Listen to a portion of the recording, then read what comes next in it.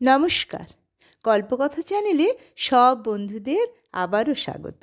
আজ আমি পড়ে শোনাব শিবাদ্রিজার লেখা একটা ছোট্ট গল্প, গ্রামের নকশাদার ঘটনা। গল্পটি কেমন লাগলো তোমরা কমেন্ট করে প্লিজ জানিও।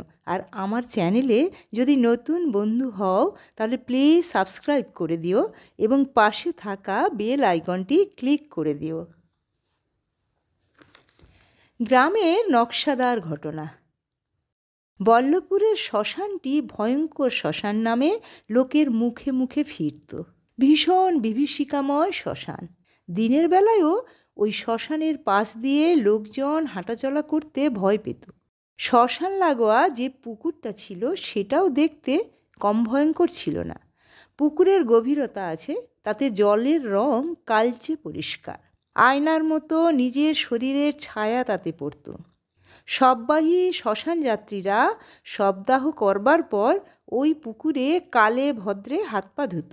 বল্লভপুর গ্রামের জমিদার ভানুপ্রতাপ রায়বর্মন ছিলেন খুবই সহৃদয় ব্যক্তি।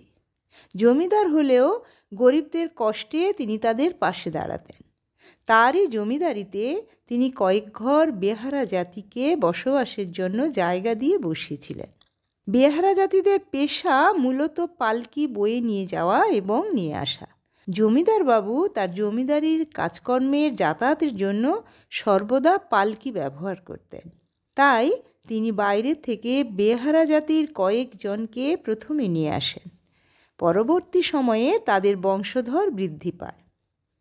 কিন্তু তাদের কেউ মারা গেলে দাহ করবার জন্য একটা সমস্যা দেখা দেয়। দাহ করবার নির্দিষ্ট কোনো শ্মশান না থাকায় তারা জমিদারের নিকট তাদের সমস্যার কথা জানায়। জমিদার ভানুপ্রতাপ তাদের পাড়াটার নাম দিয়েছিলেন বেহারা পাড়া। অবশ্যই জমিদার ভানুপ্রতাপের কাছ থেকে সবার মুখে মুখে ছড়ায় বেহারা পাড়া হিসেবে। সেই বেহারা পাড়ার কাছাকাছি ওদের জন্য একখণ্ড জমি তিনি দেন শ্মশান করবার উদ্দেশ্যে। সেই জমির পরিমাণ প্রায় 5 বিঘার মতো হবে।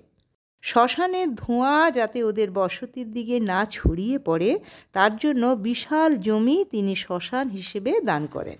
1943 সালে ব্রিটিশরা ভারতের বাংলাকে প্রভাবিত করেছিল। এর ফলে অপুষ্টি ও রোগের কারণে প্রায় 3 মিলিয়ন লোক মারা গিয়েছিল। তখন দুর্ভিক্ষের কারণে প্রতি ঘরে ঘরে মৃত্যুর হাহাকার। মৃত্যুর হার এত বেড়ে গিয়েছিল যে দাহ করবার মতো কেউ ছিল না।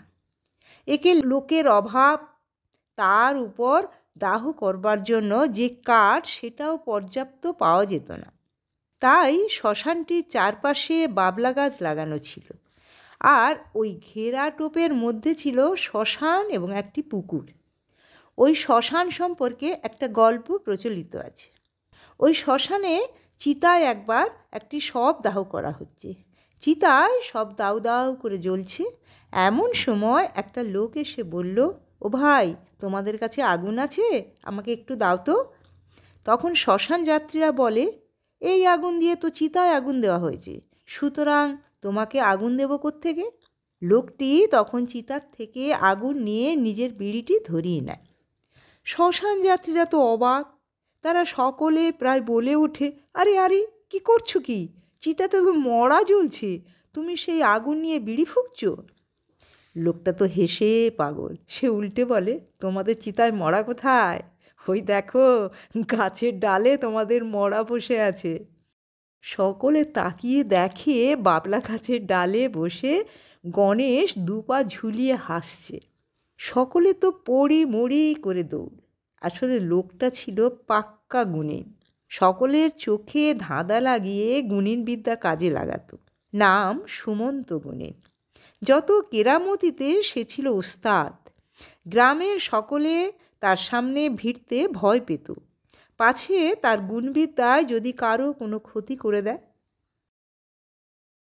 এর কোনো বৈজ্ঞানিক যুক্তি তার কাছে নেই, তবে সে গুণবিদ্যায় কিছু করে দেখাতে পারত।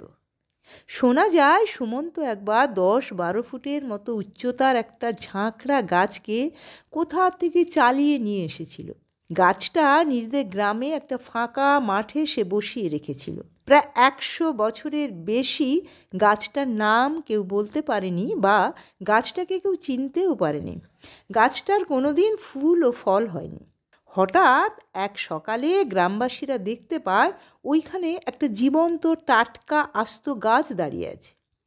গ্রামবাসীরা সকলে অবাক হয়ে যান। পরে জানা যায় সুমন্ত গুণিনের কাণ্ড। একবার গুরুসদয় দত্তবাবু মেয়েকে বাইরে সরকারি চাকরির জন্য একটা কম্পিটিশন পরীক্ষা দেওয়াতে শহরে নিয়ে গিয়েছিলেন। বাড়ি ফিরতে বেশ রাত হয়েছে। বাবা মেয়ে মিলে অত রাত্রে রিক্সা পাননি, অগত্যা হাঁটতে হচ্ছে। অনেক রাত, প্রায় 12টা তো হবে।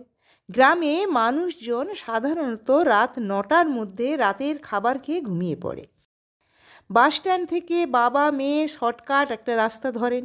ফাঁকা রাস্তা, বেশ পা চালিয়ে হাঁটছেন।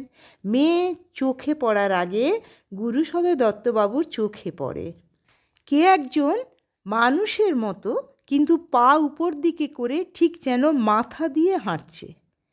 গুরুসদয় দত্তবাবু তো মেয়ের হাত ধরে জোর হাঁটা দিলেন।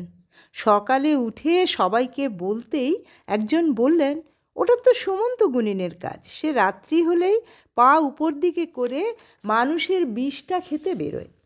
এর কিছুদিন পর শোনা যায় সুমন্ত গুণিন ভূতকে বোতলে ভরে, তারপর ওই ভূত ভরা বোতল নাকি শ্মশানের ওই পুকুরে ফেলে দেয়। তখনকার সময় বাড়ির বউ অথবা মেয়েদের খুব ভূতে ধরত শোনা যায়। সেই সময় ডাক পড়ত সুমন্ত গুণিনের। সত্যিকারে কদিন পরে তারা সুস্থও হয়ে যেত।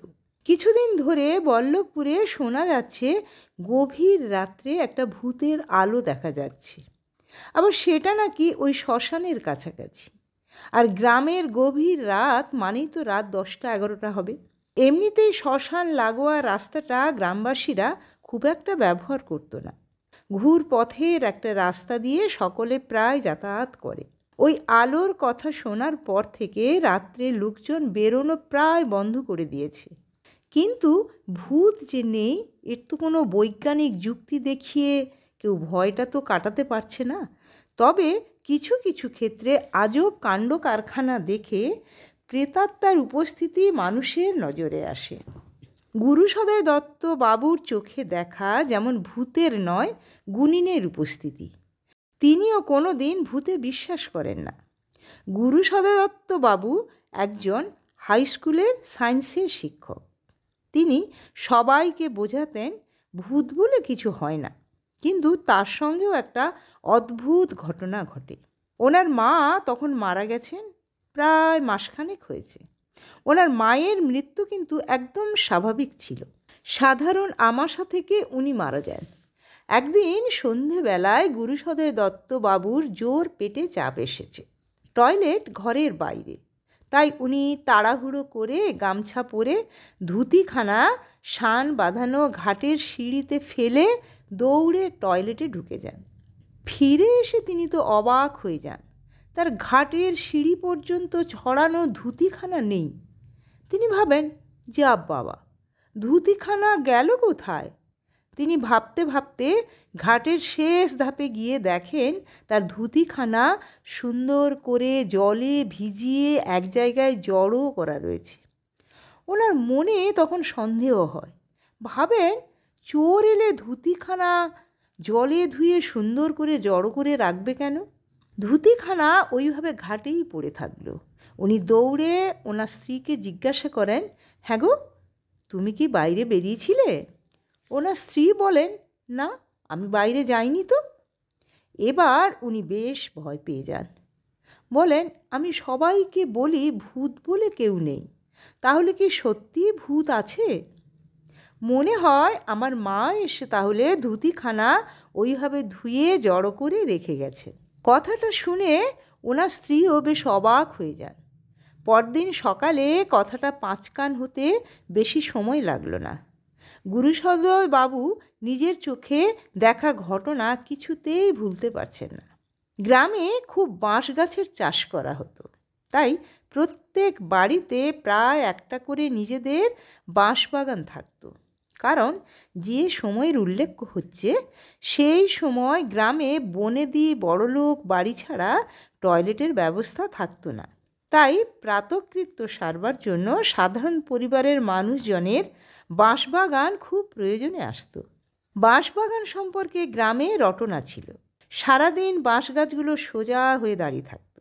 সন্ধ্যের পর লোক চলাচলের রাস্তা লাগোয়া বাঁশবাগানের মধ্যে একটা বাঁশ গাছ হঠাৎ রাস্তার উপর পড়ে যেত। স্বাভাবিকভাবে কোনো মানুষ নিশ্চয়ই ওই বাঁশ গাছটাকে উঁচুতে তুলে বেরোতো না।